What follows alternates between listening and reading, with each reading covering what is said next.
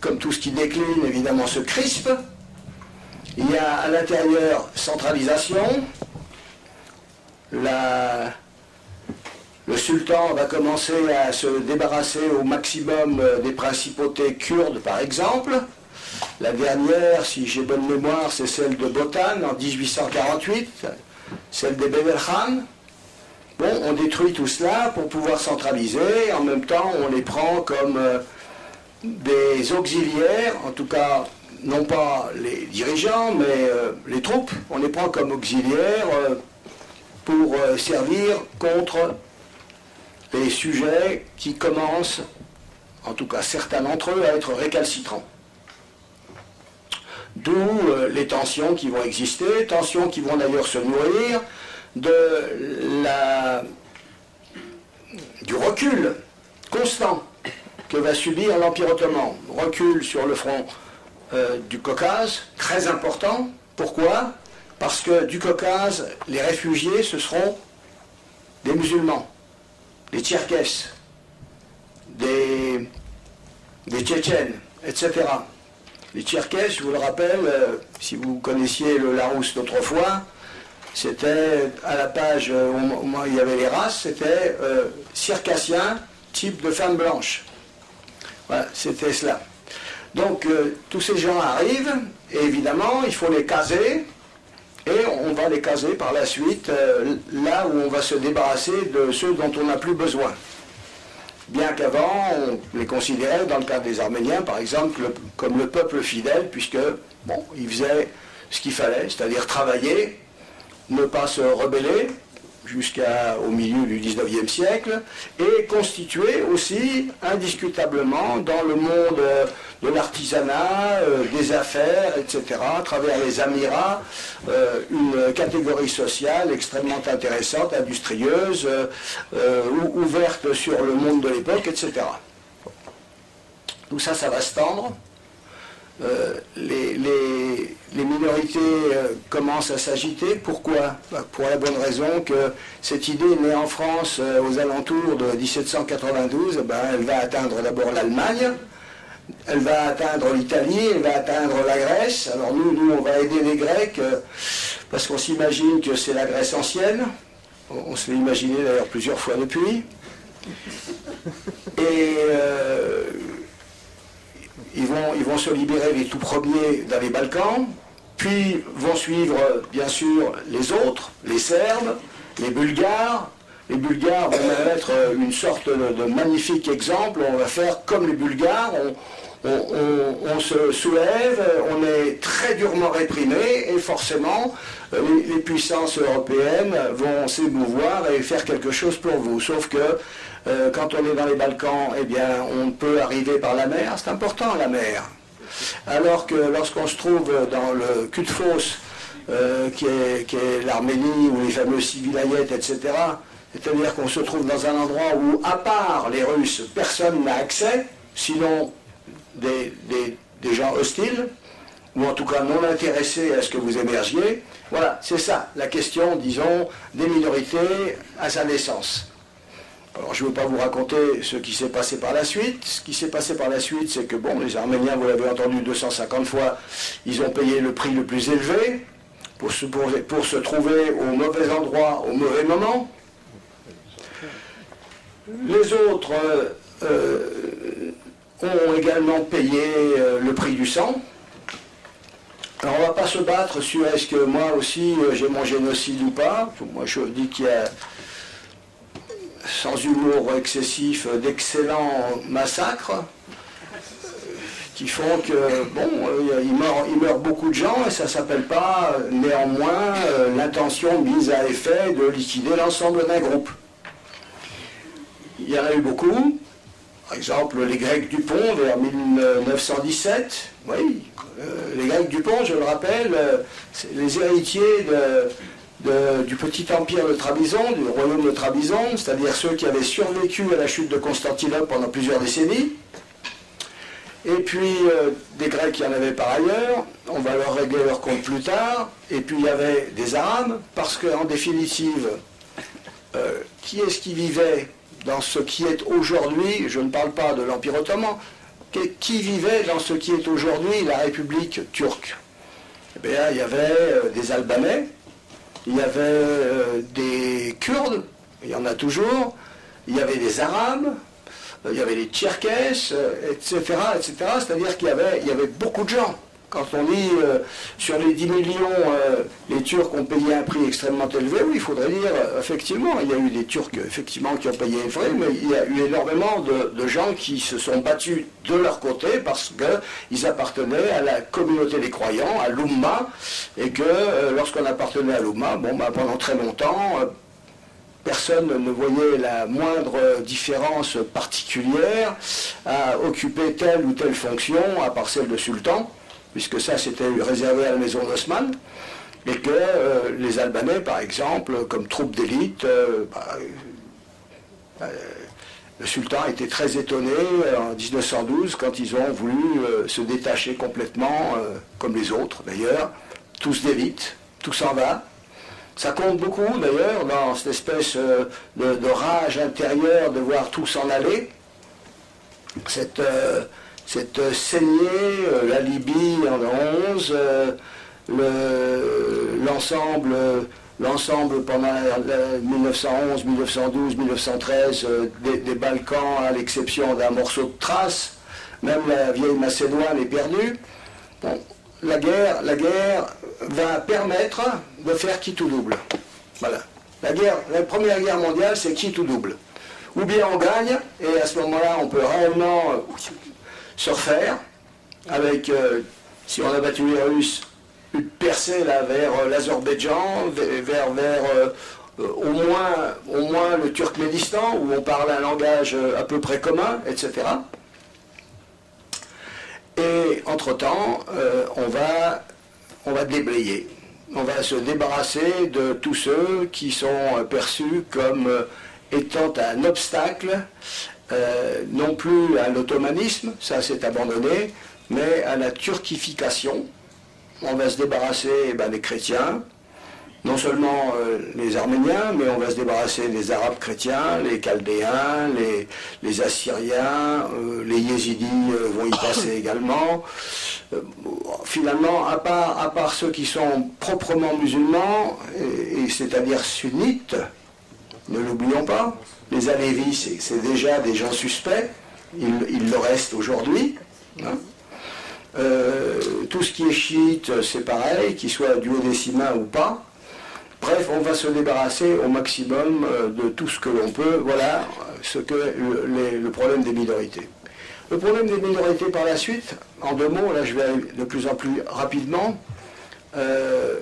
Internationalement, la première fois qu'on va en parler sérieusement, c'est au lendemain de la Première Guerre mondiale. Monsieur Wilson, il est pour le droit des peuples à disposer d'eux-mêmes. Ce qu'il ne dit pas d'ailleurs, c'est qu'il est pour le droit des peuples à disposer d'eux-mêmes à condition qu'il soit pour l'essentiel européen. C'était la vision de l'époque, ne l'oublions pas. Le droit des peuples à disposer d'eux-mêmes, ça a été, en fin de compte, même après la Seconde Guerre mondiale, le droit des peuples à disposer de ceux qui étaient sous une tutelle européenne. Pour ça d'ailleurs que les Turcs au début, ils se sont absolument pas sentis tiers-mondistes. Ils étaient complètement en dehors de ce courant. Des types qui, quelques années avant, en 1955, s'étaient réunis à Bandung pour dire on revient dans l'histoire, on veut y participer, on en a été complètement, etc. Il n'y avait même pas l'idée qu'un Kurde puisse être là-dedans. Donc c'est tout un travail qui s'est fait par la suite. Est-ce qu'il y a eu, en matière de minorité, quelque chose en Europe? Oui. Il y a eu la revendication allemande sur les Sudètes, qui a laissé un très mauvais souvenir. Donc, après 1945, quand on a cherché à faire quelque chose, on a dit c'est les droits de l'homme, c'est-à-dire les droits humains. Les droits humains, ça veut dire que c'est un type et un autre type et une autre dame, c'est tout. Mais en tant que minorité, en tant que groupe, ça n'existe pas. Donc en fin de compte, il n'y a pas de corpus sur le droit des minorités. Ça fait partie du bon vouloir d'un État. En 1990-94, on a fait une petite avancée. L'Union soviétique s'effondre. Donc on va essayer de faire à travers le Conseil de l'Europe. Voilà, je prends mon petit bout de papier. J'ai 3 petites notes. Alors il va y avoir une convention cadre pour la protection des minorités au Conseil de l'Europe en octobre 1994. Alors on va dire, bon, il faut le droit à l'identité, le droit au développement de la culture, le droit à la liberté d'expression de sa langue, dans sa langue, et puis pas de mesures qui géographiquement dépouillent une minorité de la majorité qu'il peut représenter dans un lieu géographique particulier. C'est-à-dire qu'on ne vide pas des gens pour en remettre d'autres, histoire de noyer le poisson.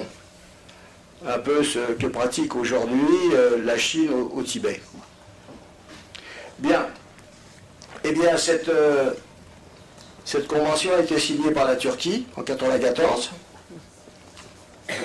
Il se trouve qu'il y a un minimum de 15 millions de Kurdes et que pour l'instant, on attend toujours qu'ils puissent disposer de ce minimum de droits. Et j'ajoute, ce Conseil de l'Europe, bon, il a émis en quelque sorte ses vœux. Rien n'oblige un État à se conformer à ces règles, même s'il a signé le papier. Voilà où nous en sommes. Il n'y a pas de justice universelle, il n'y a même pas de cour capable de juger certains qui sont au-dessus. Et puis il y a cette géométrie variable qui fait que je ménage l'allié et j'essaye d'écraser l'adversaire. Voilà, c'est dans ce contexte qu'on peut parler de minorité. Je vais surtout parler de la minorité juive en terre arabe dans l'Empire ottoman. Et évidemment, c'est une minorité dans ces provinces arabes de l'Empire, en gros, entre 1850 et 1914. Gérard Chalion l'a dit combien cet empire s'est délité au grand désarroi des Turcs, en particulier du côté de la Tripolitaine, Cyrénaïque en 1911, et puis pendant la Première Guerre mondiale, la Mésopotamie. Et ces juifs ces juifs de provinces arabes de l'Empire ottoman, d'abord sont une infime minorité, c'est quoi, 3-4% à peu près de la population, même pas d'ailleurs en Mésopotamie, c'est nettement moins en Tripolitaine cyrénaïque, la future Libye, c'est nettement moins en Syrie, la future Syrie, Liban, etc. Bon, évidemment la Palestine est un cas à part, on l'imagine. Bon. Et dans ces communautés juives qui sont régies par le statut de dhimmi, c'est quand même le mot-clé. La dhimma, c'est un statut de protection, ça a été dit, mais un statut de protection qui signifie aussi un statut de soumission. Le dhimmi, c'est un protégé, c'est un soumis.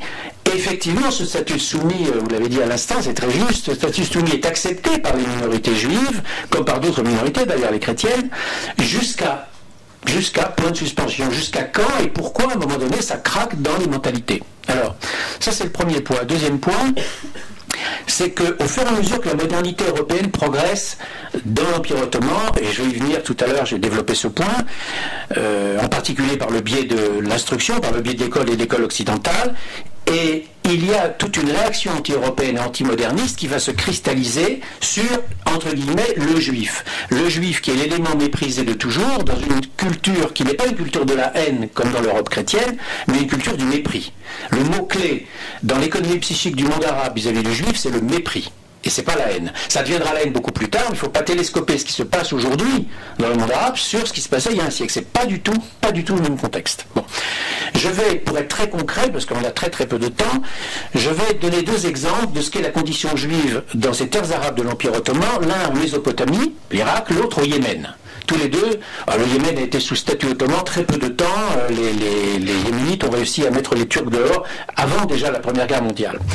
Bagdad est sous souveraineté ottomane, théoriquement en tous les cas, en 1889, c'est un témoignage qui vient de l'Alliance israélite universelle, et le directeur de l'école de Bagdad témoigne d'une émeute anti-juive, d'un pogrom, disons-le, qui a secoué la ville, en particulier le marché, où les commerçants juifs sont très nombreux, et côtoient évidemment les commerçants musulmans, 15 jours plus tôt, sur un prétexte futile, j'ai pas le temps de développer ici. Et il raconte, il s'appelle Jacob Valadji, et il raconte ceci. Depuis le 15 septembre 1889, il n'y a plus de sûreté pour les juifs de Bagdad. Aucun juif ne peut plus marcher la tête haute et se livrer paisiblement au commerce. Bien que tous les juifs soient rentrés, les souks sont toujours déserts. Et alors cet Orient, ça c'est le premier point, cet Orient qui est décrit ici, enfin, à petite touche, par Jacob Valadji, qui est un monde très largement marqué par la peur. La première question qui se pose, c'est est-ce que ça relève de l'orientalisme décrit par Edouard Saïd, ou est-ce que c'est une réalité tangible telle qu'elle apparaît, en tous les cas, dans un grand nombre d'archives, et entre autres les archives de l'Alliance, mais pas seulement celles de l'Alliance. Bon. Effectivement, plus on creuse dans les archives, qu'elles soient par exemple d'origine française, anglaise ou d'origine juive par les archives de l'Alliance, et plus on constate que la minorité juive en terre arabe a vécu dans un climat de résignation, au moins jusqu'à la Première Guerre mondiale. Je vais prendre un deuxième exemple. J'avais dit Mésopotamie et Yémen. Deuxième exemple encore Mésopotamie, le troisième au Yémen. Deuxième exemple la Mésopotamie, c'est Mossoul. Alors là on est en pays kurde, c'est quand même le statut ottoman jusqu'à la Première Guerre mondiale. Et là, le directeur de l'école de l'Alliance, un autre, note que les jeunes juifs sont confinés aux métiers les plus bas, les plus dégradants, dont cireur de chaussures. Et il écrit ceci: des gamins et des adolescents juifs sont dans un état qui implique la déchéance morale de celui qui l'exerce. Nos cireurs de chaussures, jeunes juifs, doivent en effet être de rigueur les bouffons de ceux qui leur tendent leurs bottes à nettoyer. Bon, fin de citation. Et ça revient dans un très très grand nombre d'archives. Le statut du juif est un statut méprisé, inférieur. Alors, la communauté juive, est-ce qu'elle vit une condition plus dure que d'autres communautés à ce moment-là? C'est ça, là où il y a un risque d'anachronisme, c'est de penser que le sort des juifs serait plus dur que d'autres. Par exemple, si on dit qu'il y a un fonds d'indigence générale des communautés juives, c'est vrai pour les communautés musulmanes aussi. Par exemple, à Bagdad, 40% d'indigents recensés par la communauté juive, mais c'est guère mieux dans un grand nombre de communautés musulmanes au même moment. Mortalité infantile très forte, c'est la même chose ailleurs, chez les musulmans. Taux de morbidité considérable, trachome par exemple, très grand nombre d'aveugles, c'est la même chose chez les autres, évidemment. Il n'y a pas une caractéristique juive ici. En revanche, il y a une caractéristique juive sur le plan du regard qui est porté sur eux, sur le plan du statut. Je vais venir dans un instant. Troisième exemple et dernier exemple, le Yémen.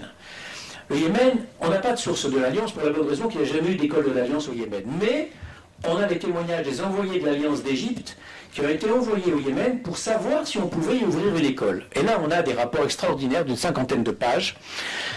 Le rapporteur, c'est un lettré, il s'appelle Yom Tov Semar, il est directeur des écoles du Caire. Il se rend 3 mois durant au Yémen, toute légalité, il a le permis d'entrer dans le pays. Et quand il revient et qu'il rédige ce rapport, on en apprend beaucoup sur la condition des juifs yéménites. Alors, je vous lis simplement 4 lignes. Il dit des juifs yéménites qu'il rencontre, avec lesquels il converse en hébreu, même s'il sait l'arabe, il converse entre autres en hébreu avec eux. Il dit, ils vous regardent effrayés et hagards. Quand vous leur parlez, ils vous répondent, je ne sais pas. Nous attendons la fin du Djalout. Djalout, c'est la galoute, en hébreu, l'exil. Nous attendons la fin du Djalout. Nous devons souffrir puisque c'est la volonté de Dieu.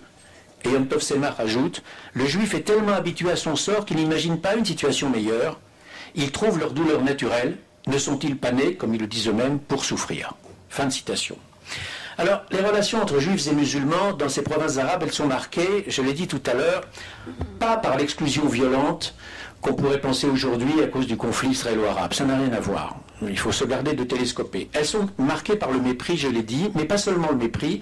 Elles sont marquées par quelque chose qui revient de façon obsessionnelle dans toutes les archives, qu'elles soient d'origine juive ou musulmane, ou chrétienne, par exemple les Anglais en Irak, ou les Anglais en Égypte, ou les Italiens plus tard en Libye, ou évidemment les Français au Maghreb, mais là on sort un peu du sujet, sauf pour la Tunisie, qui était terre ottomane jusqu'à la conquête française.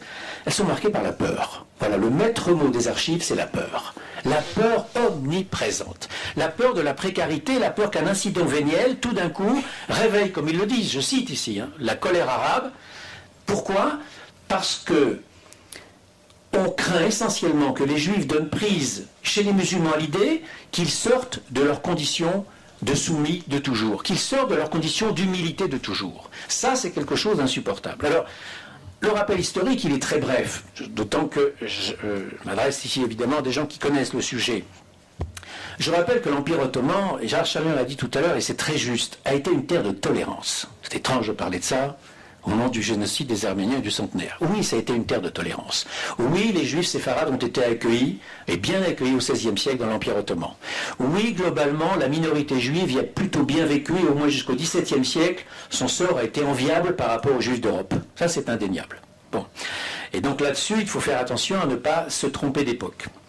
Mais globalement, si le sort des Juifs est apparu enviable et qu'il s'est dégradé ensuite, c'est pas forcément du fait des Ottomans, c'est aussi du fait de la concurrence avec d'autres minorités, dont les Grecs chrétiens, qui ont commencé à supplanter les Juifs, par exemple, dans les professions médicales. Un exemple parmi d'autres. Bon. Alors, Est-ce qu'il y a eu réellement une tolérance turque entre, disons, le XVIe siècle et le XIXe siècle vis-à-vis des Juifs? Au regard de l'intolérance arabe, l'affaire est entendue, oui. Il n'y a pas l'ombre d'un doute, quand les Turcs débarquent au Yémen en 1872, qu'ils s'entreprennent de conquérir le pays, ils sont accueillis, je ne dis pas à bras ouverts, mais ils sont accueillis globalement favorablement par la minorité juive, qui d'ailleurs le paiera cher. Parce qu'après le retrait des Turcs, il y aura des représailles. Et elles seront terribles pour les Juifs yéménites. Mais globalement, ils ont été bien accueillis. Bon. Et quand les Italiens arrivent en Libye, en 1911-1912, il ne faut pas croire que les Juifs libyens n'ont pas voisé à cause du départ des Turcs, pas du tout.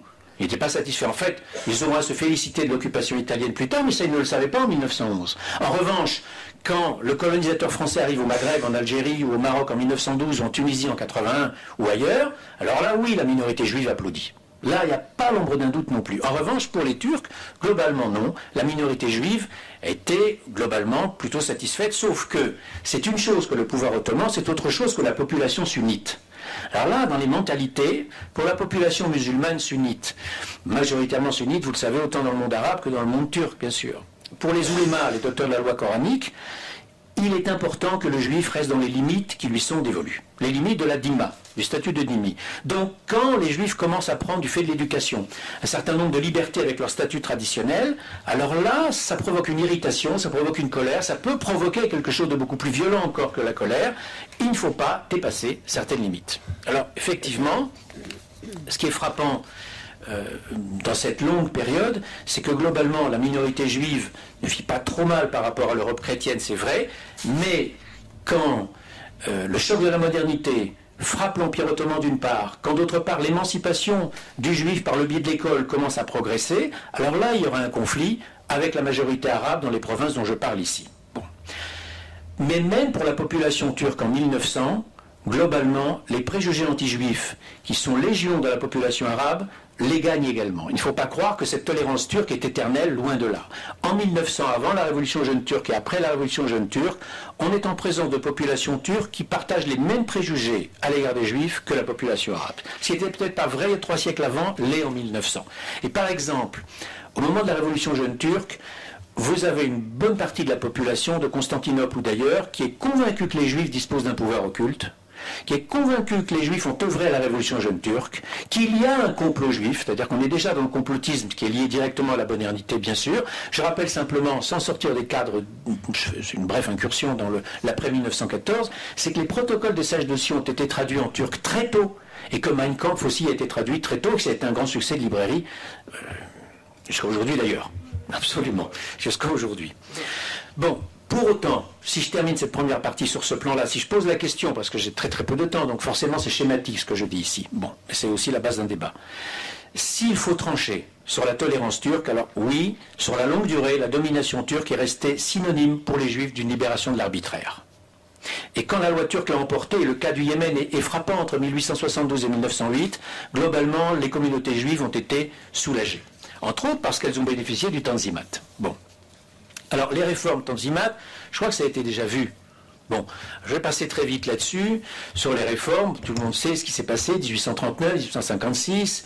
Pour les Juifs, la réforme qui consiste à les transformer en millettes, en communautés religieuses, qui se substitue à la dîma forcément, de fait, dans la loi, en tous les cas, même si dans les têtes, ce n'est pas tout à fait le cas, dans la loi, le statut de la dîma va progressivement disparaître avec la réforme de 39 et la réforme de 56. Bon, le grand problème, c'est que dans les têtes, ça disparaît pas si vite, les mentalités. Les mentalités évoluent très lentement. Bon, et on verra en 1914, en gros, dans les provinces arabes, c'est exactement la même mentalité, comme si les réformes des Tanzimat n'ont jamais eu lieu. Bon.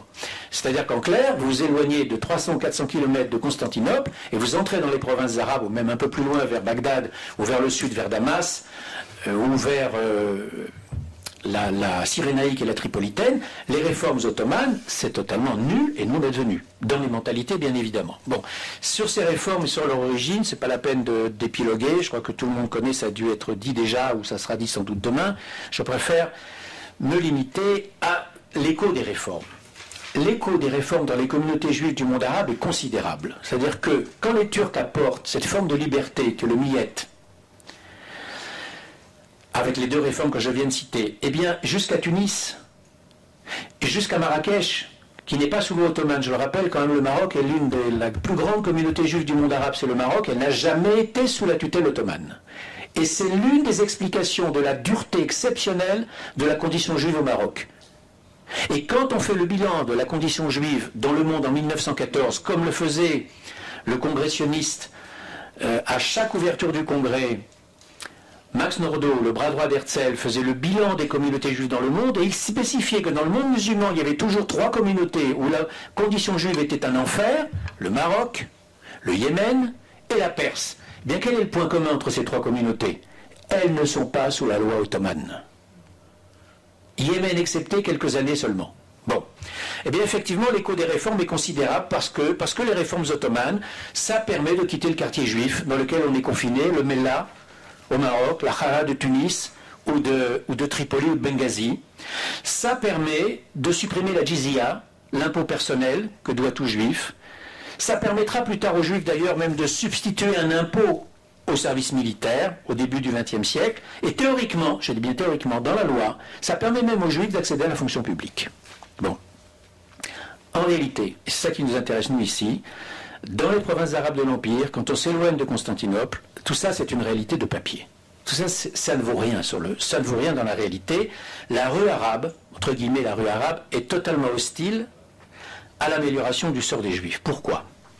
Tout se passe ici sur le plan psychique comme s'il y avait des vases communicants entre d'un côté la suggestion juive et la domination arabe. Tout se passe comme si la libération du juif était vécue par le monde arabe comme une dégradation de sa propre vie et de son propre statut.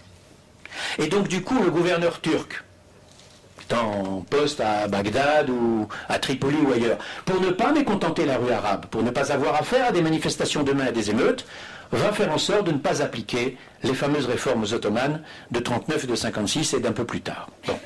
Et tout à l'heure, je posais la question et j'y reviens d'un mot. En quoi le sort des Juifs est-il différent? Sur le plan de la misère et tout le reste, en rien sur le fond. En rien. Bon. Sauf peut-être au Maroc, mais c'est pas dans mon sujet ici. Et en même temps, sur un plan au moins, il est complètement différent, au sens où, c'est vrai, le régime est tyrannique pour tous, on ne fait pas d'anachronisme, la torture est systématique dans les prisons, l'emprisonnement arbitraire c'est systématique. Lisez la description de la prison de Bagdad en 1890, ça vaut son pesant d'or. Il faut voir ce que c'est que la prison de Bagdad. Bon, mais ça c'est la loi commune. En réalité, dans le monde arabe, c'est beaucoup plus dur, parce que, et c'est vrai aussi dans le monde turc, mais ça l'est beaucoup moins sur le fond, dans le monde arabe, et dans le monde arabo-musulman en particulier, la parole d'un juif devant la justice coranique ne vaut rien. Un juif peut toujours porter plainte, et là, avec les réformes turques, il peut effectivement porter plainte, il peut se pourvoir en justice, mais, premièrement, le fait de se pourvoir en justice sera toujours mal vu, parce que ça va directement contre le statut de dhimmi, ça heurte les mentalités, et deuxièmement, dans la mesure où la justice est coranique, et elle est coranique dans les provinces arabes, largement, la charia est la loi du tribunal, la parole d'un juif ne vaut rien, ce qui fait que souvent, pour qu'un juif prouve son innocence, il faut la parole de 2 musulmans. Mais aussi inversement, il suffit simplement du témoignage de 2 musulmans pour accuser un juif d'avoir blasphémé le Coran et d'avoir blasphémé l'islam, ce qui permet d'ailleurs de régler des différends financiers ou économiques au simple motif que la parole du Coran a été blasphémée. Et là, vous avez des centaines et des centaines de témoignages dans toutes les archives.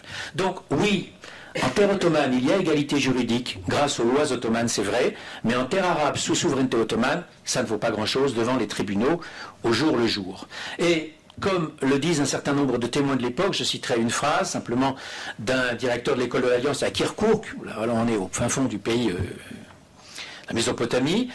Autrefois, dit-il, il parle en 1912, autrefois les musulmans venaient tuer le juif comme l'on tuerait une poule, et personne n'osait protester.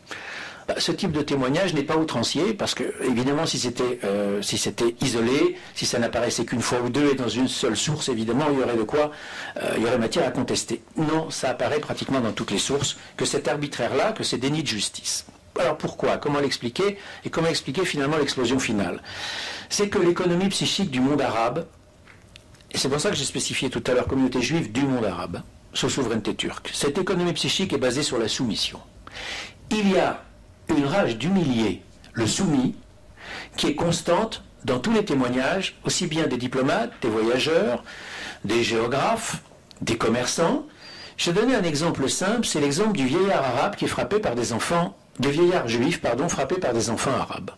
Moi, quand j'ai lu ça dans les premières archives, je me suis dit, c'est une anecdote. Mais quand j'ai lu ça 50 fois dans différentes archives et dans différents pays, je me dit, c'est plus du tout anecdotique. Un seul exemple, Mossoul, 1908. C'est un consul britannique qui parle, il assiste à une scène étonnante pour lui, mais que moi j'ai lu 50 fois. Je le cite simplement. Un enfant musulman âgé d'à peine 8 ans ramassa une grosse pierre, puis une autre, et les lança dans la direction de 2 juifs d'âge moyen et d'allure respectable, avec la plus grande nonchalance. Les juifs s'arrêtèrent, ils esquivèrent le tir qui était bien ajusté, mais ils n'émirent pas la moindre protestation. Fin de citation. Ça veut dire que s'il proteste, et s'il s'avise de faire la justice lui-même, et de réprimander le gamin, au pire de le frapper, alors là, il tombe sous le coup de la justice coranique. Et pour lui, ça peut aller très mal. Alors, je terminerai, pas une conclusion, bien sûr, mais c'est une fin de court exposé, pour pas dire schématique, sur les chemins de l'émancipation qui vont provoquer l'explosion finale. C'est que, dans cette économie psychique de soumission, l'émancipation, en dépit des réformes ottomanes, n'est pas passée par la loi. J'ai dit pourquoi, sur le fond.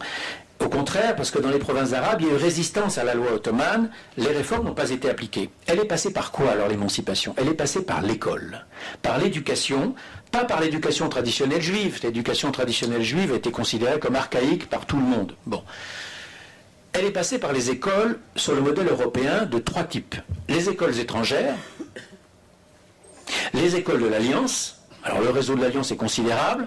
1862, première école au Maroc, 1864, deuxième école à Bagdad, 1914, plus de 150 écoles dans 14 pays, à peu près. Bon. Et les écoles des congrégations chrétiennes.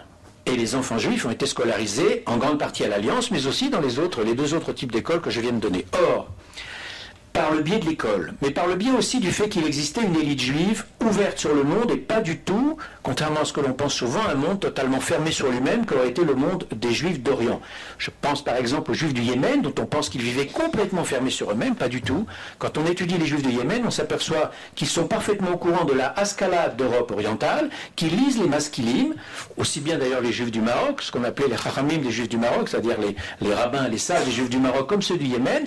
Non seulement ils connaissent les journaux en hébreu d'Europe orientale, ils savent ce qu'est la Haskalah, et certains nombres d'entre eux, je l'ai vu au Maroc par exemple, sont abonnés, très peu, il y en a 5 ou 6, abonnés à des journaux paraissant à Varsovie. Donc on a affaire à une élite juive qui quand même commence à être ouverte sur le monde. Eh bien, c'est par le biais de cette élite juive d'une part, par le biais des écoles d'autre part, qu'un certain nombre d'idées nouvelles venues d'Europe, dans le sillage de l'émancipation de la Révolution française et du reste, arrive jusque dans le monde arabe.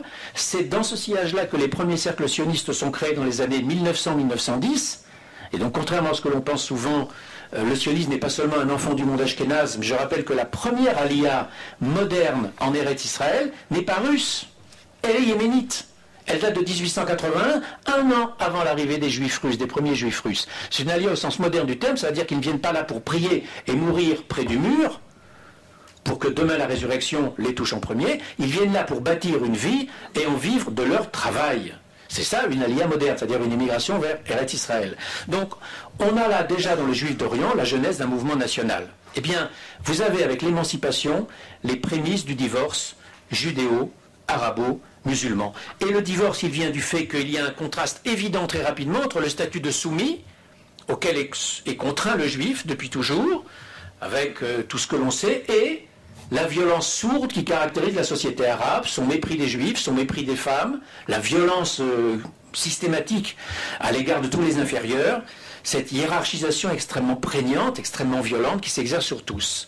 Le deuxième point, c'est que de sujets tolérés, eh bien cet homme juif nouveau formé par l'école, même si c'est une minorité pilote qui va impulser toute la communauté juive et lui donner un élan, un dynamisme extraordinaire, eh bien cet homme juif nouveau,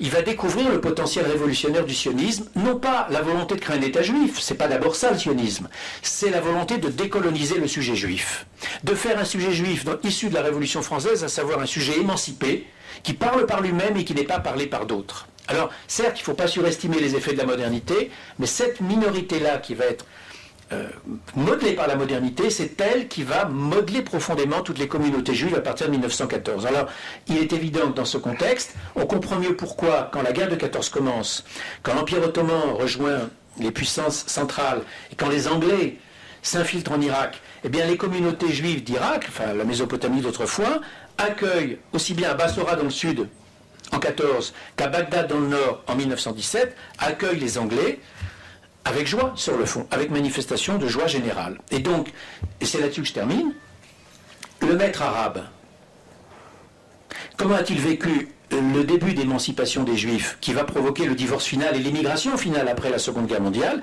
Il l'a vécu comme un choc. Comme un choc psychique. Pourquoi? Parce que pour lui, l'émancipation du Juif, dans une économie psychique régie très largement par le Coran, ça s'apparente à un blasphème. Ça s'apparente à un bouleversement du monde qui est absolument impensable sur le fond. Or, effectivement, quand les maîtres arabes disent en 1900-1910, de Bagdad à Tripoli, les Juifs ont changé, on nous les a changés, ils sont devenus arrogants, c'est le mot qu'ils emploient dans toutes les sources. Ils ont raison. Seulement, arrogance pour eux, ça veut dire simplement revendication d'égalité. Revendication d'égalité, mais l'égalité dans ce monde-là est inconcevable. Et de là le divorce final, de là le fait qu'il est important d'écrire cette histoire des Juifs du monde arabe, parce que l'écriture de cette histoire, ça participe d'un processus de décolonisation de cette histoire, d'un processus de libération, et l'écriture de cette histoire, mais une écriture irréellement historienne, c'est-à-dire basée sur la longue durée, et pas seulement sur le conflit israélo-arabe, ou sur les 50 ou 100 dernières années, une histoire de la longue durée qui remonterait au moins, en englobant le premier millénaire, c'est une histoire qui nous montre qu'on est très loin, si on fait vraiment de l'histoire, de la doxa d'aujourd'hui, qui est une histoire pieuse, qui veut nous faire croire qu'il y aurait toujours une entente parfaite entre juifs et arabes dans ce monde-là, mais qu'hélas, au XXe siècle, le sionisme et l'État d'Israël sont venus bousculer cette harmonie. Merci.